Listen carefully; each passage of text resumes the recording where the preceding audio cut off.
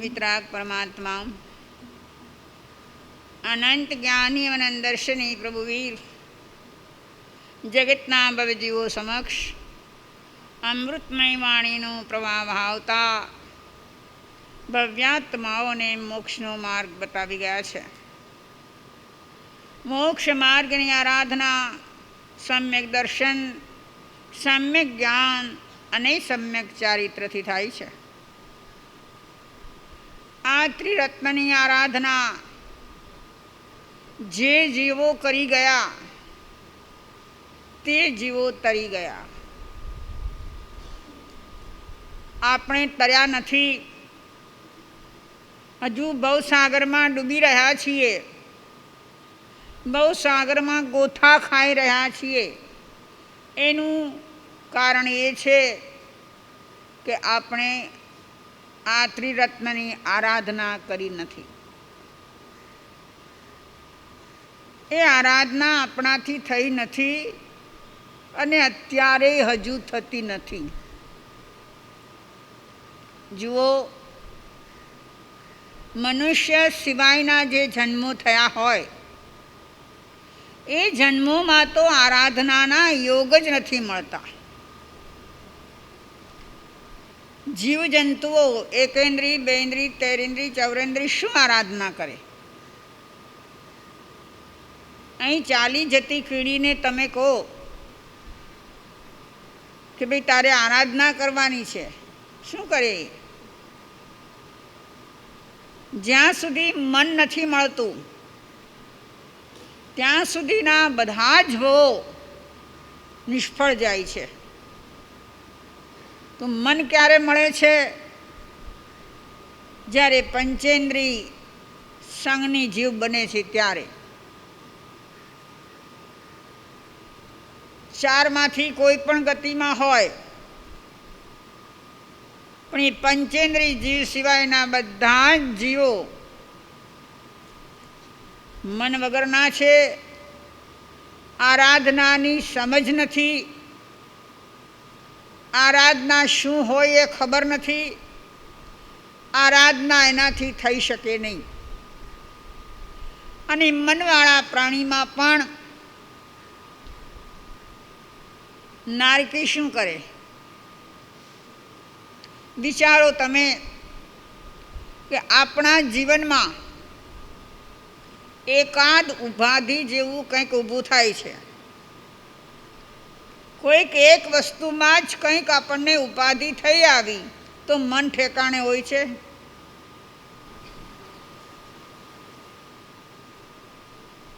એક જ ચિંતા છે, બાકી બધું બરાબર છે. અને છતાં આપણે શાંત રહી શકતા નથી. એ ટાઈમે આપણને ધર્મ સૂઝતો નથી. ચાહે શરીરની વ્યાધિ હોય, ચાહે મનનો સંતાપ હોય, ચાહે ભૌતિક વ્યાધિ હોય, પણ એ ટાઈમે મન કંઈ કરવા માગતું નથી. તો વિચાર કરો કે નારકીના જીવો એકાંત દુઃખમાં પડ્યા છે, એ શું આરાધના કરે? પશુ પક્ષીઓ કેવી આરાધના કરી શકે? શાસ્ત્રોમાં એ બતાવ્યું કે કોઈક એકાદ જીવ પશુ ગતિમાં ગયો હોય, પશુ તરીકે કે પક્ષી તરીકે ઉત્પન્ન થયો હોય, પણ એણે પૂર્વભવની આરાધના કરેલી હોય તો એ સંસ્કાર હોય અને પછી કંઈક નિમિત્ત મળતા એ જીવ જાગી જાય. પણ કોક રેરલી, લાખમાં મળે નહીં ને કરોડમાં કોક. એટલે ત્યાં પણ નહિવત આરાધના છે. દેવો એની સુખ સૃષ્ટિમાં ડૂબેલા છે. આપણે અહીં પણ જોઈએ છીએ ને, અતિ શ્રીમંત માણસોને વ્યાખ્યાનમાં આવતા તમે જોયા? અતિ શ્રીમંત જે કહેવાય છે એને જોયા અહીંયા આવતા? શું કરતા હશે? એને ટાઈમ જ નથી. એ એની શ્રીમંતાઈમાં, એને ભોગવવામાં, ઇન્દ્રિયોના વિષયોને માણવામાં એટલા લુબ્ધ હોય છે કે એને ધર્મ સૂઝતો નથી. અથવા તો એના મનની અંદર એક વાત એવી હોય છે કે આપણને તો બધું જ મળ્યું છે, આપણે ધર્મ શું કામ કરવો.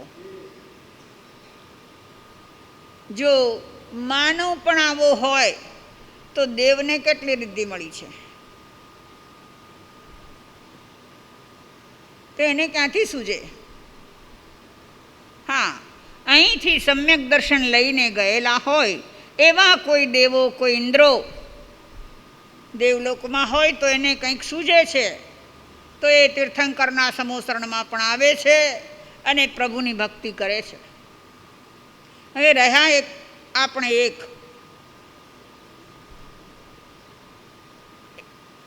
તો માનવ જન્મમાં પણ જો આરાધના ચૂકી જઈએ તો પછી હવે ક્યાં જઈને કરશું, કે પછી આમ જ રખડતા રહેશું. રખડવું છે કે સ્થિર થવું છે? બેનો શું કરવું છે? સ્થિર થવું છે. આવી રીતે સ્થિર થવાશે? તમે જે રીતે કંઈક કરો છો ધર્મકરણી, એ રીતે સ્થિર થવાશે એવું તમને લાગે છે? અહીંયા ધર્મ કરતાં કરતાં સ્થિર નથી થઈ શકતા, તો પછી કંઈ નહીં બની શકે.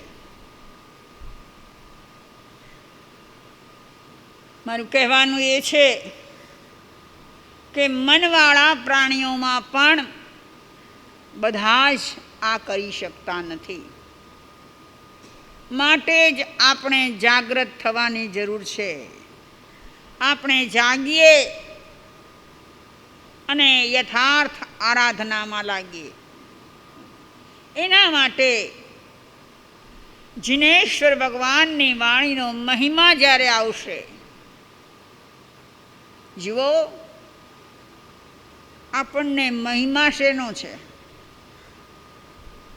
તમે બધા અહીં એટલા બેઠા છો અને કોઈ ખૂબ શ્રીમંત માણસ જેનું બહુ નામ છે એવા અહીં આવે તો બધાને શું થશે? તરત એના તરફ આકર્ષાશો ને. કેમ? તો કે બહુ પૈસાવાળા છે, એને આમ છે, એને આમ છે, એને આમ છે. એટલે આપણું આખું એ ફોકસ પૈસામાં છે. એ પૈસો છે એટલે અતિ ભોગ ભોગવી શકે છે. એ પાંચેય ઇન્દ્રિયના વિષયો એને મળે છે. આપણે એને જોઈ રહીએ છીએ, એના પ્રભાવમાં આવી જઈએ છીએ, કારણ કે આપણને પણ એ જ રસ છે. તો મહિમા શેનો થયો? પૈસાનો થયો ને. જેની પાસે વધુ પૈસો છે એની બોલબાલા છે. હું તમને એમ કહું છું કે સંસારી દ્રષ્ટિએ એ જેમ હશે તેમ, પણ જો કંઈક આત્માનું સાધવું હોય આપણે, તો આપણે મહિમા આત્માનો કરવો પડશે. મારો પોતાનો મહિમા હું કરું. મને એમ લાગવું જોઈએ કે હું આ દેહ તે હું નથી, અંદર પડેલો અનંત ગુણનો માલિક, આખું એ સૃષ્ટિનું સંચાલન જેના ચૈતન્ય શક્તિ દ્વારા થઈ રહ્યું છે, એવો ચૈતન્ય આત્મા તે હું છું. એનો મહિમા જે દિવસે થશે તે દિવસે સાચી આરાધના થશે. તો એ મહિમા ક્યારે આવે? કે જિનેશ્વરની વાણીને યથાર્થ જાણીએ ત્યારે. ગઈકાલે આપણે જીનવાણીની મહત્તા થોડી જોઈ. આગળ પણ એ જ કહે છે, અનંત અનંત ભાવ વેદથી ભરેલી ભલી અનંત અનંત નય નિક્ષેપે વ્યાખ્યાની છે. સકલ જગત હિત કારિણી હારિણી મોહ તારિણી ભવાબ્ધિ મોક્ષ ચારિણી પ્રમાણી છે. તમે મને સમજાવશો આનો અર્થ? નહીં નહીં સમજાવો બેનો? તમે કોઈ સમજાવશો મને? બહુ બધા બહેનો આ ગાતા હશે ખરા, બહુ બધા બહેનો આ ગાતા હશે ખરા, પણ એનું ઊંડાણ જાણ્યું છે? જિનેશ્વરની વાણી કેવી બતાવી છે. ગઈકાલે આપણે જોયું કે કેટલા ભાવો જીવના છે. ઉદય, ઉપશમ, ક્ષયોપશમ, ક્ષાયિક, પારિણામિક, આ બધા જે ભાવો જીવમાં રહેલા છે, એક એક જીવમાં, માત્ર માનવમાં નહીં, ચારે ગતિના સમસ્ત જીવોમાં ભાવો છે. અને જ્ઞાની એના બધા જ ભાવોને જાણે છે અને વર્ણન કરે છે. આગમોમાં શું ભર્યું છે? આપણા સ્થાનકવાસી પરંપરાના 32 આગમો, દેરાવાસીના 45 આગમો, દિગંબરોના 84 આગમો. આ આગમોમાં છે શું? આપણા સર્વના, સમસ્ત સૃષ્ટિના સર્વ જીવો, એ જીવોના જે ભાવો છે, ક્ષણે ક્ષણના ભાવો છે, એ ભાવો, એનું ફળ, એની પરિણતિ, આ જ બધું આગમોમાં પડ્યું છે. એટલે કીધું કે અનંત નય નિક્ષેપથી એને સમજાવ્યા છે. નય એટલે શું? દ્રષ્ટિ. આ દ્રષ્ટિથી આમ ને આ દ્રષ્ટિથી આમ. આપણે ત્યાં જૈન દર્શનમાં, દર્શનશાસ્ત્રની અંદર, જૈન લોજિકમાં જે કંઈ વિચાર્યું છે એ બધું નયથી વિચાર્યું છે. તમે સાંભળ્યું હશે, વધારે તો નહીં સાંભળ્યું, પણ વ્યવહાર નહીં અને નિશ્ચય નહીં. એટલે નિશ્ચય નહીં એટલે જે છે તે, જેવું છે તેવું જ કહેવું. પદાર્થનું જે સ્વરૂપ છે એ પદાર્થને એ જ સ્વરૂપે જાણવો એ નિશ્ચય નહીં છે. અને વ્યવહારિક જીવનની અંદર જે ભાષાઓ વપરાય છે, જે શબ્દો વપરાય છે, એ ભાષાથી, એ શબ્દોથી એનું વર્ણન કરવું, એનું નામ વ્યવહાર નહીં છે. એક સામાન્ય આપણી જીવનની બોલચાલની ભાષામાં તમે ઘરેથી ઉપાશ્રય આવવા નીકળ્યા, કદાચ તમારું ઘર બહુ દૂર છે, તમે કોઈ વાહનમાં નીકળ્યા છો, કોઈ મહેમાન આવ્યા છે તમારે ત્યાં બહાર ગામથી, એને લઈને નીકળ્યા છો, અને એ વાહનમાં બેઠા છો, વાહન ચાલી રહ્યું છે, પણ થોડો સમય લાગ્યો છે, તો પહેલાં મહેમાન તમને પૂછે કે ભાઈ હજી ઉપાશ્રય નથી આવ્યો? તો કે આ આવ્યો ઉપાશ્રય. શું કહેશો? આ રહ્યો ભાઈ, હવે દૂર નથી, આ રહ્યો, આવી ગયો. હવે હું તમને એ પૂછું છું કે ઉપાશ્રય આવી ગયો કે તમે આવી ગયા? તમે આવ્યા ને, તમે નજીક આવ્યા. ઉપાશ્રય જ્યાં છે ત્યાં ને ત્યાં છે. બહાર ગામ જાઓ છો તો પણ કે હવે ગામ આવી ગયું, સ્ટેશન આવી ગયું, તો એ આવે છે. પણ તમે ત્યાં પહોંચો છો. પણ આ આપણો વ્યવહારિક ભાષા પ્રયોગ છે, એમાં કોઈને એમ નથી લાગતું કે તમે ખોટું બોલો છો. આ વ્યવહારિક ભાષા પ્રયોગ છે, તો એ વ્યવહાર નથી કહેવાયું. બાકી ગામ છે, સ્ટેશન છે, ઉપાશ્રય છે, ત્યાંનો ત્યાં જ છે, ત્યાંથી ખસતો નથી. તમારું ઘર દૂર હોય કે નજીક હોય, ઉપાશ્રય ખસીને ત્યાં આવતો નથી. રીતે વ્યવહાર નહીંથી અને નિશ્ચય નહીંથી પ્રભુએ કેટલું સમજાવ્યું છે. અને એટલા માટે જ જૈન દર્શન, આ વાત યાદ રાખી લેજો, જૈન દર્શન એ અનેકાંતવાદી દર્શન છે. કેવું? અનેકાંતવાદી દર્શન છે. કોઈ પણ એક પદાર્થ, કોઈ પણ એક ઘટના કે જે કંઈ બને તે એ બધાને અનેક બાજુથી જોવાવાળો છે. 3 વ્યક્તિને ઊભા રાખ્યા છે. એક 5 ફૂટનો વ્યક્તિ છે, બીજો 5'2" છે, ત્રીજો 5'4" છે. હવે 5'2" વાળા વ્યક્તિને લાંબો કહેશું કે ટૂંકો કહેશું?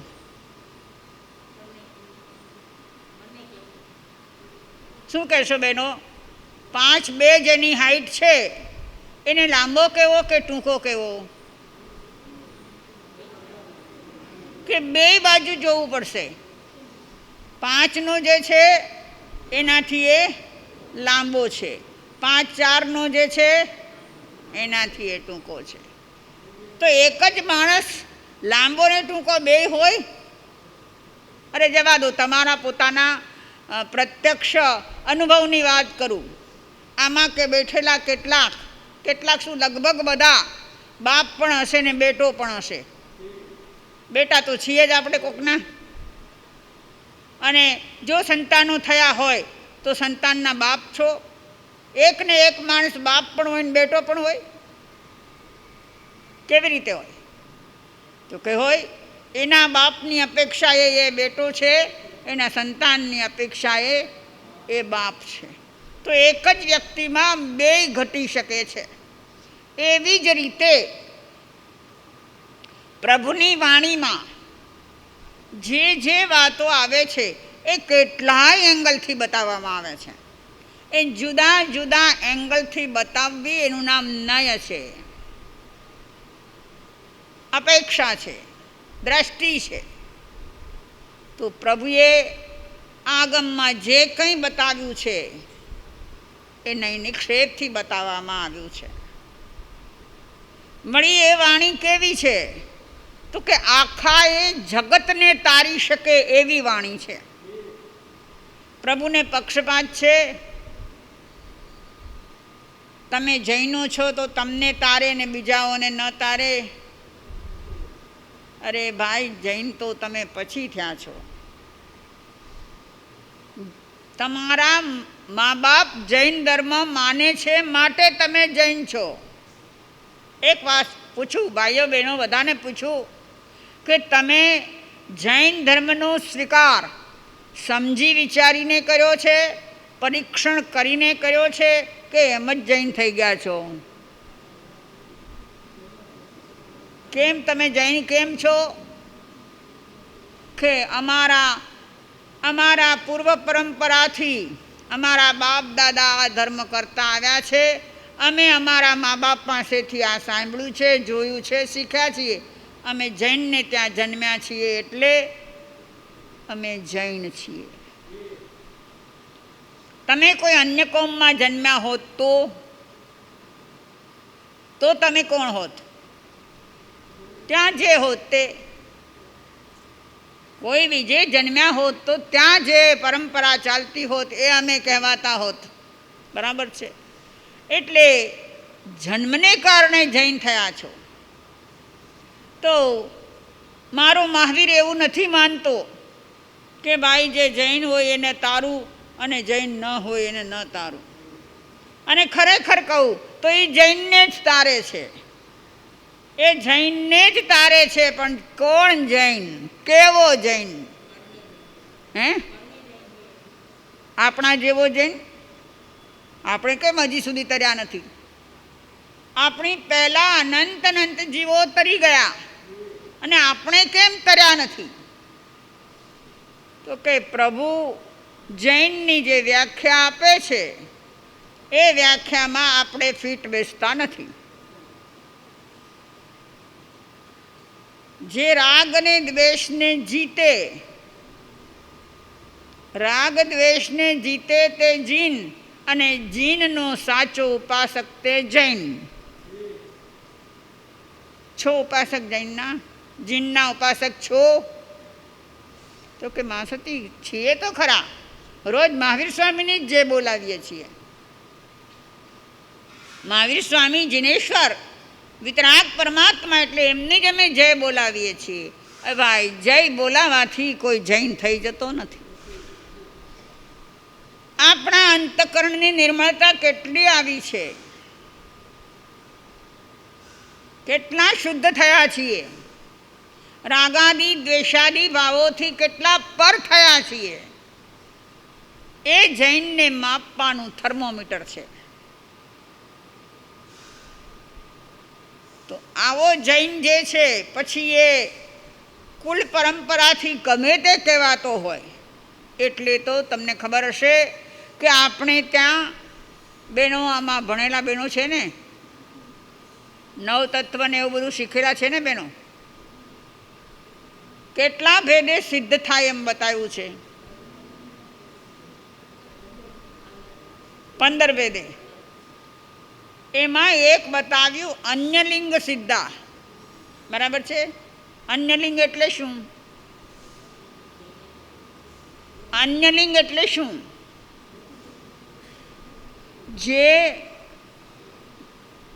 જૈન પરંપરા પ્રમાણે મુનિવેશ નથી લીધો, જૈન પરંપરા પ્રમાણે વ્રતો ગ્રહણ નથી કર્યા, ને છતાં જે રાગ અને દ્વેષથી પર થઈ ગયો છે, જેનો અંતરાત્મા શુદ્ધ થઈ ગયો છે અને શરીર પર વેશ કદાચ સંન્યાસીનો ધારણ કરેલો છે. અરે એનો પણ નહીં, હજુ એક વાત છે, ગ્રહસ્થલિંગ સિદ્ધા.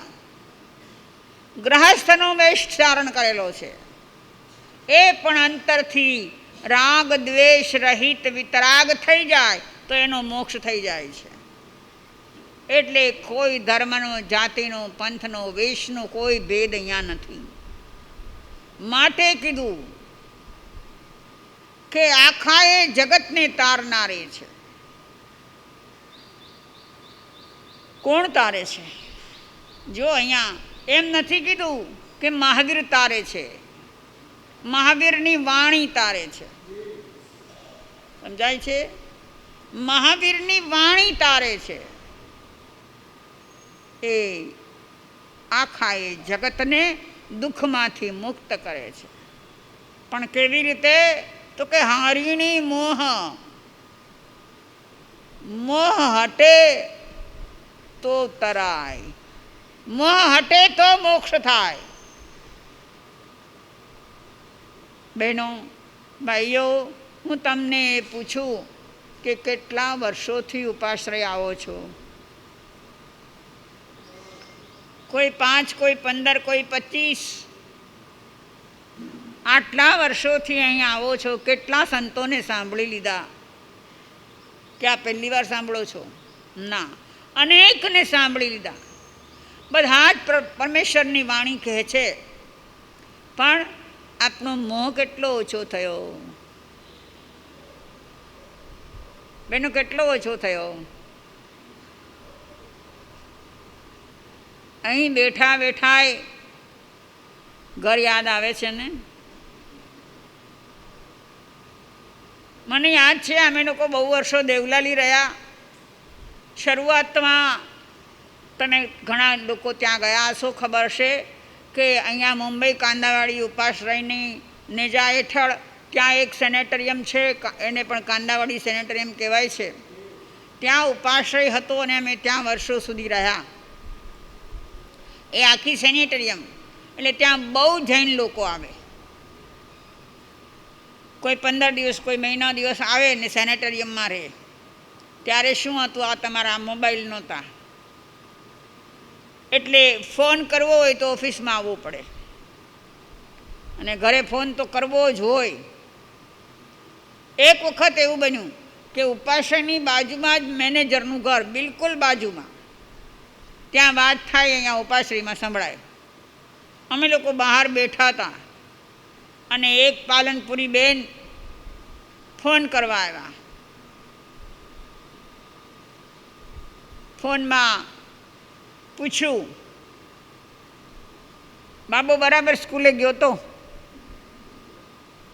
કે હા મમ્મી રોજ જાય જ છે ને. લેવા ગઈ હતી કે નહીં એને? બરાબર ખવડાવ્યું? એને દૂધ પાયું? એને ફ્રૂટ આપ્યું? આવી બધી વાતો ફોન પર અડધો કલાક ચાલી. એ બેન થોડા જાણીતા હતા એટલે ફોન કરીને બહાર નીકળ્યા, અમારી પાસે આવ્યા તો અમે એમને પૂછ્યું કે આ જવાબદારી તમારી કે એ છોકરાની માની? કોની જવાબદારી? એની માની ને એનો દીકરો છે, એને એના પ્રત્યે કાંઈ પ્રેમ ખરો? તમે અહીંયા આવ્યા છો શું કામ? એ તો મને કહો, શું કામ ઘર છોડીને અહીંયા આવ્યા? અહીંયા શું કામ હતું તમારું? તું કે ના વાંસળી જરા હવા ફેર કરવા. કીધું હવા ફેર તો થયો, પણ થોડોક મગજ ફેર પણ કરો. આ બધી ચિંતાની તમારે જરૂર નથી. હા ઠીક છે, ઘરમાં હો તો તમે છોકરાનું ધ્યાન રાખો, બધું કરો, પણ છોડીને અહીંયા આવ્યા છો તો એ બધી ચિંતા તમારે શું કામ કરવી? માં સાથે ના પણ છે ને મારી બહુ ભૂલકણી છે. અરે બધું ભૂલકણી હશે, પણ પોતાના સંતાન માટે કોઈ ભૂલકણા નથી હોતા. એને પણ સંતાન વાલું હોય છે. મારું કહેવાનું એ છે કે ધર્મસ્થાનમાં બેઠા હો કે ગમે ત્યાં બેઠા હો, પણ ચિત્ત ક્યાં છે? કેટલો મોહ, સંસારનો કેટલો મોહ છે.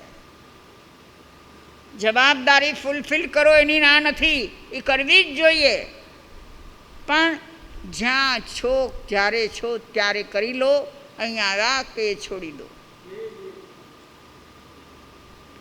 તો ભગવાનની વાણી તો મોહને હરવાવાળી છે. હવે તમે કહો છો અમે 15 વર્ષથી 25 વર્ષથી 40 વર્ષથી ઉપાશ્રયમાં આવીએ છીએ, તો તમે ભગવાનની વાણી નથી સાંભળી? દર વર્ષે શું સાંભળો છો? ભગવાનની વાણી સાંભળો છો ને? તો એ વાણી તો તમારા મોહનું હરણ કરવાવાળી છે. વાસ્તવિકતા એમ છે, તમારો મોહ કેટલો ઘટ્યો એ ખબર નથી. અને જો ખરેખર એ વાણી અંતરમાં ઉતરી તો મોક્ષચારિણી પ્રમાણી છે. અનંત અનંત જ્ઞાનીઓએ એને પ્રમાણભૂત કહી છે કે આ જ વાણી પ્રમાણભૂત છે, એટલે 100 ટચના સોના જેવી છે. આવી વાણી જ્યારે આપણને મળી છે ત્યારે એ વાણીને અંતરમાં ઉતારવાનો પ્રયાસ કરીએ. એક વાત તમને કહું, તમે જ્યારે અહીં આવો, ઘરેથી નીકળો ને, ઉપાશ્રય આવો,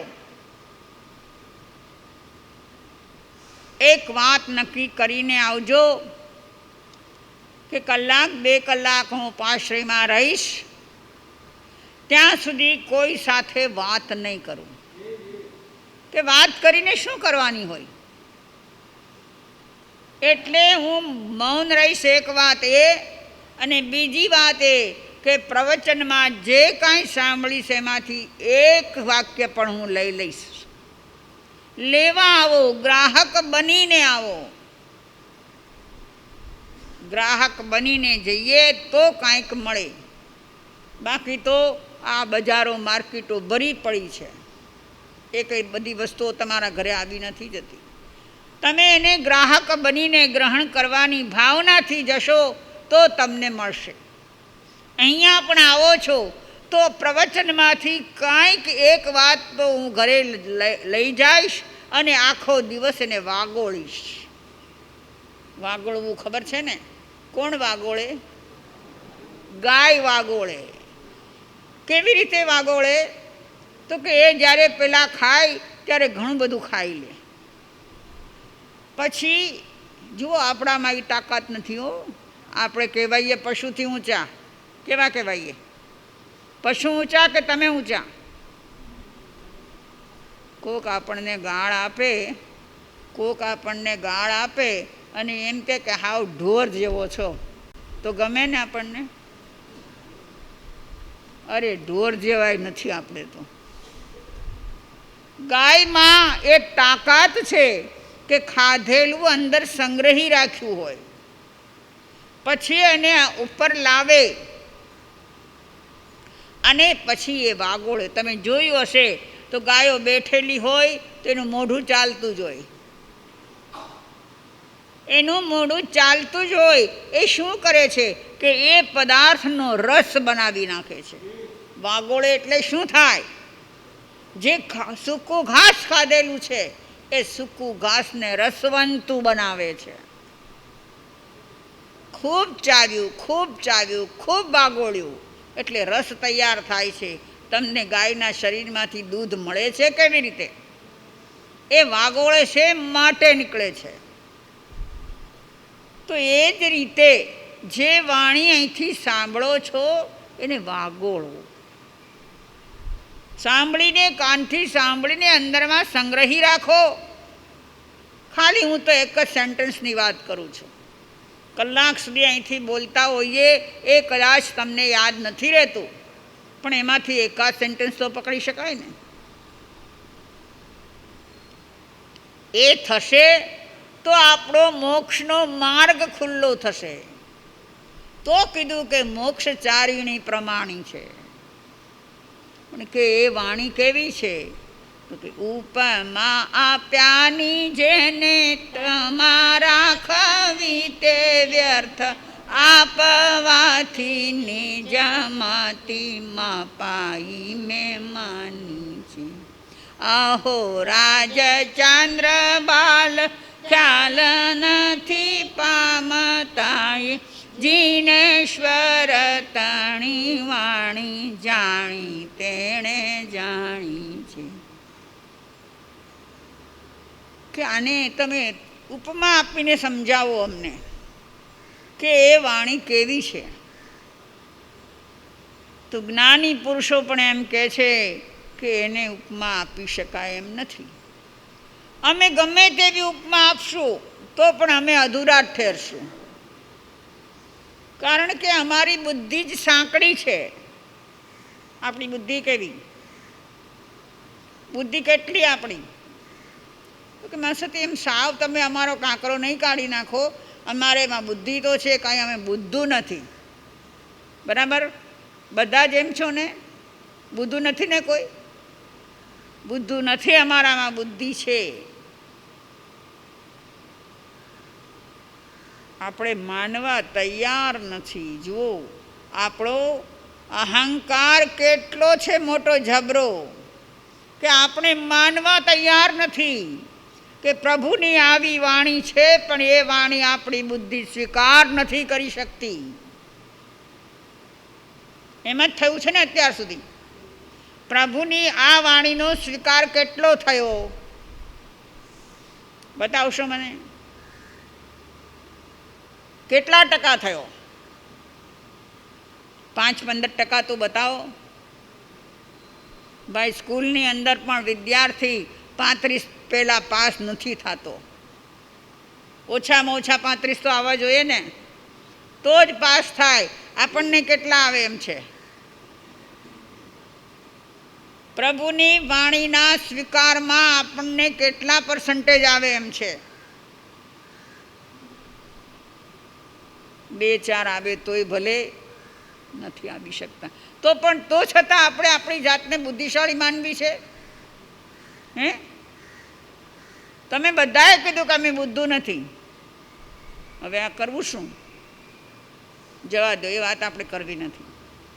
મારું કહેવાનું એ છે કે જે જીનેશ્વર પરમાત્માની વાણી સંસાર સાગરથી તારી દે છે, અત્યારે જે આદિ વ્યાધિ ઉપાધિમાં અશાંતિમાં સળગી રહ્યા છીએ આપણે સૌ, એ આગને ઠારી દે છે, શીતળતા આપે છે, શાંતિ આપે છે, એ વાણીને સમજીને આચરણમાં મૂકવા માટે આપણી તૈયારી કેટલી? છતાં કે છે વાણી જાણી તેણે જાણી છે. કોઈક વિરલા જીવો હોય છે કે જે જાણે છે, અને એનું પ્રૂફ એ છે કે આજ સુધી અનંત જીવો મોક્ષે ગયા છે. એ તો માનો છો કે નથી માનતા? એનો તમે માનો છો? અનંત જીવો મોક્ષે ગયા છે માનો છો? નમો સિદ્ધાણં કેટલા સિદ્ધ છે? અનંત સિદ્ધ છે. એ અનંત સિદ્ધો પહેલાં મારી તમારી જેવા હતા કે નહીં? સંસારી હતા, કર્મો હતા,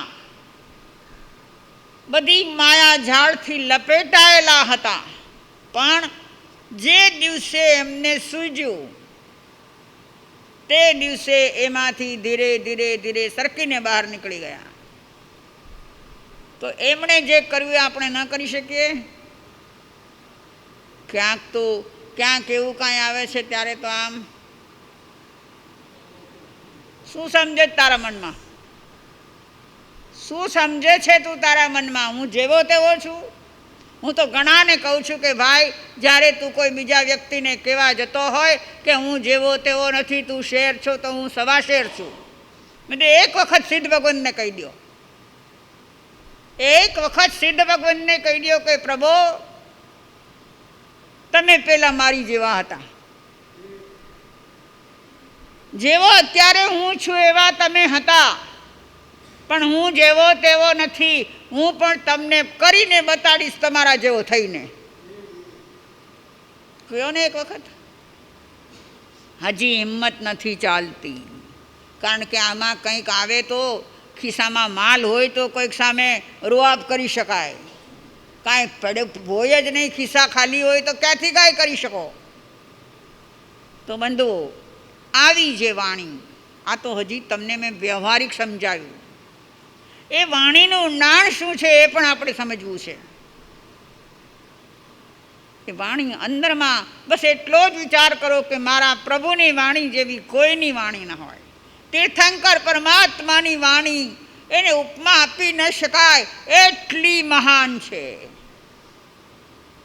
આટલું અંદરમાં એક શ્રદ્ધા જગાવો. નથી જાગી તો જગાવવાનો પ્રયાસ કરો, અને પછી જોજો કે તમારા અંતરતમની અંદર તમને શું અનુભવ થાય છે. એ અનુભવ જ તારી દેશે. તો બસ પરમાત્માની આવી વાણી, એ વાણીમાં આપણે સૌ માથા બોળ ડૂબી જઈએ, એમાં રમી જઈએ, અને એ આપણા જીવનમાં ઉતારવાની કોશિશ કરીએ, એ જ પુરુષાર્થમાં રહીએ, એ ભાવના સાથે. હું આત્મા છું,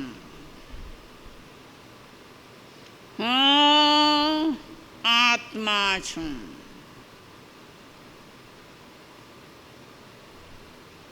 હું આત્મા છું માટે જ પરમાત્મા થવાનું સામર્થ્ય મારામાં છે. અનંત કાળથી રખડી રહ્યો છું, પણ હવે મને જીનવાણી મળી છે, એ વાણીને મારા અંતરમાં ઉતારી પરમાત્મા પંથે જઈને હું પણ પરમાત્મા બનીશ.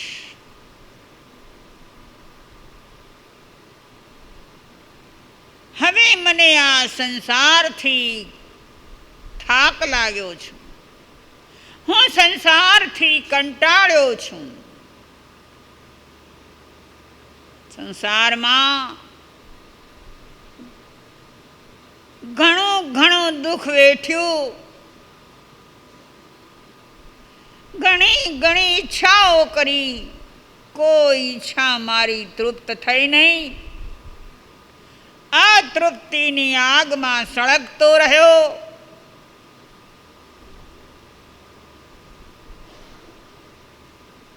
એ આગે મને એટલો દઝાડ્યો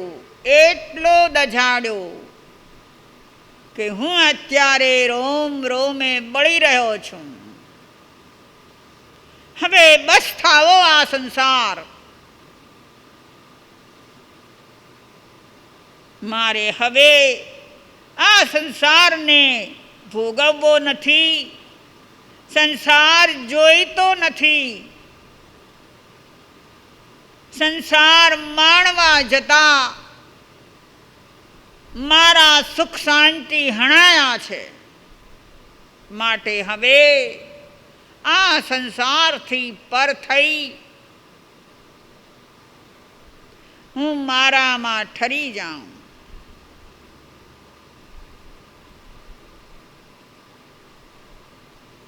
હું આત્મા છું, માટે મારામાં બધી જ શક્તિઓ છે.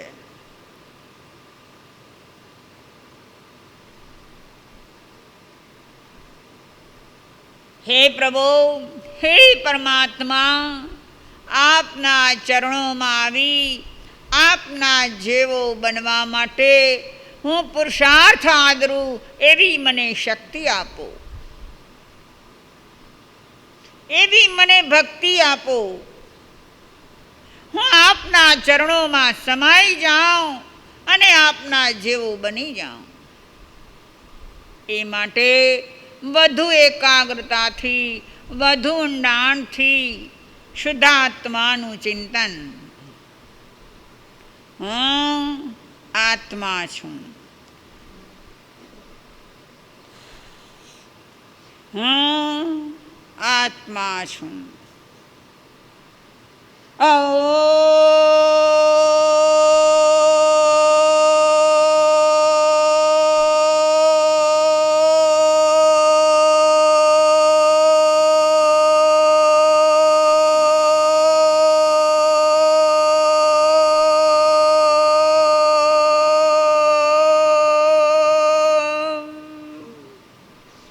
શાંતિ શાંતિ શાંતિ.